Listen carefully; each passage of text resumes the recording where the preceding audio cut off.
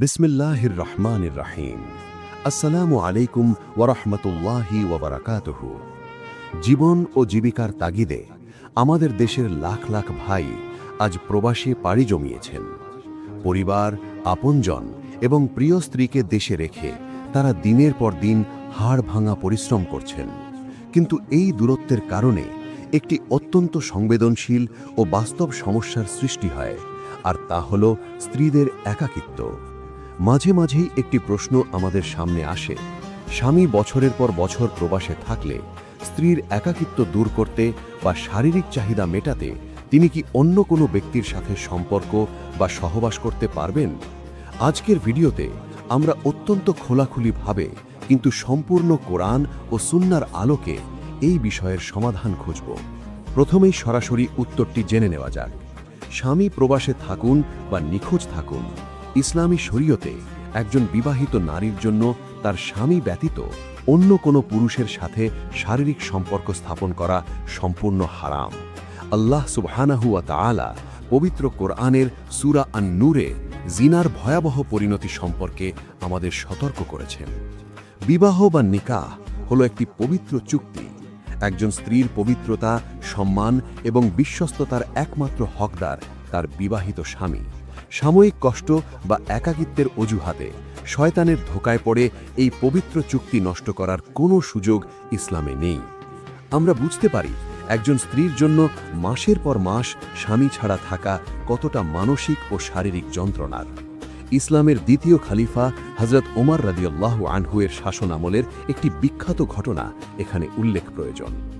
এক রাতে মদিনার রাস্তায় টহল দেওয়ার সময় তিনি এক বাড়ি থেকে এক নারীর বিরহকাতর কবিতা আবৃত্তির শব্দ শুনতে পান, যার স্বামী জিহাদের ময়দানে অনেক দিন ধরে দূরে ছিলেন। খলিফা ওমর বিষয়টি গভীরভাবে অনুধাবন করেন। তিনি পরদিন তার কন্যা উম্মুল মুকমিনীন হযরত হাফসা রাদিয়াল্লাহু আনহাকে জিজ্ঞাসা করেন, একজন নারী তার স্বামী ছাড়া সর্বোচ্চ কতদিন ধৈর্য ধারণ করতে পারে? হযরত হাফসা রাদিয়াল্লাহু আনহা উত্তর দিয়েছিলেন, 4 মাস, সর্বোচ্চ 6 মাস। এই কথা শুনে খলিফা উমর মুসলিম সাম্রাজ্যের জন্য একটি আইন জারি করেন যে কোনো বিবাহিত পুরুষকে তার স্ত্রীর কাছ থেকে 4 মাসের বেশি দূরে রাখা যাবে না। এই ঘটনা থেকে প্রমাণিত হয় যে ইসলাম মানুষের স্বাভাবিক শারীরিক ও মানসিক চাহিদাকে অস্বীকার করে না। কিন্তু বর্তমান বাস্তবতায় আমাদের প্রবাসী ভাইদের পক্ষে প্রতি 6 মাসের দেশে ফেরা সম্ভব হয় না। তারা নিজেদের রক্ত পানি করে পরিবারের মুখে হাসি ফোটানোর জন্য মরুভূমির রোদে বা বিদেশের মাটিতে পড়ে আছেন। তাই এই কঠিন সময়ে স্ত্রীদের সবচেয়ে বড় হাতিয়ার হল সবর বা ধৈর্য। মনে রাখবেন, আপনার স্বামী কোনো খারাপ উদ্দেশ্যে বাইরে নেই। তিনি আপনাদের রিজিকের সন্ধানে হালাল উপার্জনের রাস্তায় আছেন। এই অপেক্ষার সময়টিতে আপনি আপনার সতীত্ব রক্ষা করলে আল্লাহ আপনাকে জান্নাতে এর উত্তম প্রতিদান দেবেন। যদি কোনো স্ত্রীর জন্য এই একাকিত্ব বা শারীরিক চাহিদা সহ্য করা অসম্ভব হয়ে পড়ে, তবে তার করণীয় কি? প্রথমত, স্বামীর সাথে খোলাখুলি কথা বলুন। স্বামী যেন দ্রুত দেশে ফিরে আসেন অথবা আপনাকে তার কাছে নিয়ে যাওয়ার ব্যবস্থা করেন। দ্বিতীয়ত, বেশি বেশি নফল রোজা রাখুন। রাসূলুল্লাহ সাল্লাল্লাহু আলাইহি ওয়াসাল্লাম যুবকদের নফস নিয়ন্ত্রণের জন্য রোজা রাখার পরামর্শ দিয়েছেন। এটি নারীদের জন্য সমভাবে প্রযোজ্য। তৃতীয়ত, নিজেকে সব সময় কোনো না কোনো ভালো কাজে, কোরআন তেলাওয়াতে এবং পরিবারের সেবায় ব্যস্ত রাখুন। সোশ্যাল মিডিয়ার খারাপ দিক এবং ফিতনা থেকে নিজেকে শত হাত দূরে রাখুন, কারণ শয়তান ছোট ছোট ছিদ্র দিয়েই সম্পর্কে প্রবেশ করে।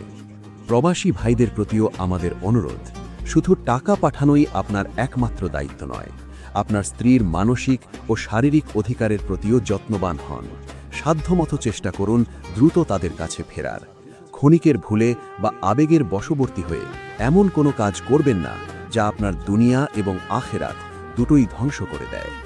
আল্লাহ সুবহানাহু ওয়া তাআলা আমাদের সকল প্রবাসী ভাইকে সুস্থ রাখুন, তাদের হালাল উপার্জনে বরকত দিন এবং আমাদের মা বোনদের সতীত্ব ও সম্মান রক্ষা করার তৌফিক দান করুন। আমিন।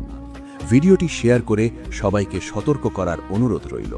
আসসালামু আলাইকুম ওয়া রাহমাতুল্লাহ। প্রিয় দর্শক, আজকের ইসলামিক ভিডিওটি যদি আপনার সামান্যতম ভালো লেগে থাকে তবে একটি লাইক দিয়ে আমাদের উৎসাহিত করবেন। দিনের এই খেদমতে শরীক হতে দিন টিউব চ্যানেলটি সাবস্ক্রাইব করে আমাদের পরিবারের সদস্য হয়ে যান। ইনশাআল্লাহ আপনার একটি শেয়ার বা সাবস্ক্রিপশনের মাধ্যমে দিনের আলো পৌঁছে যাবে আরো অনেকের কাছে।